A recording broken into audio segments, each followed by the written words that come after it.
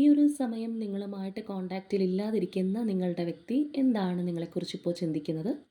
നിങ്ങളെക്കുറിച്ച് അല്ലെങ്കിൽ ഈ ഒരു റിലേഷൻഷിപ്പിനെ കുറിച്ച് ചിന്തിക്കുമ്പോൾ എന്താണ് അവരുടെ മനസ്സിലൂടെ കടന്നു പോകുന്നതെന്നുള്ളത് നമുക്ക് നോക്കാം.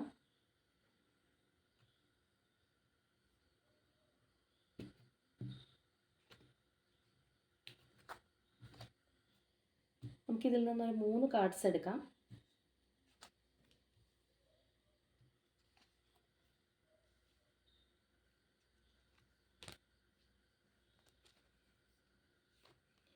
തീർച്ചയായിട്ടും ഈ ഒരു പേഴ്സൺ നിങ്ങളെ ഈ ഒരു സമയം ആഗ്രഹിക്കുന്നുണ്ടെന്നുള്ളതാണ്.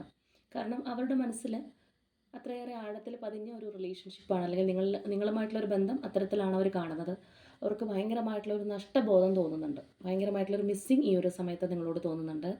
നിങ്ങളോട് സംസാരിക്കാൻ, കണക്ട് ചെയ്യാനായിട്ട് ആഗ്രഹിക്കുന്നുണ്ട്. ആ ഒരു സ്റ്റാർ എനർജി നമുക്കിവിടെ വന്നിട്ടുണ്ട്. സോ ഒരു ചെറിയ പരിഭവം പിണക്കമോ ഒക്കെ ആണെന്നുണ്ടെങ്കിൽ റീകൺസിലിയേഷൻ ആഗ്രഹിക്കുന്ന ഒരു വ്യക്തിയാണ്.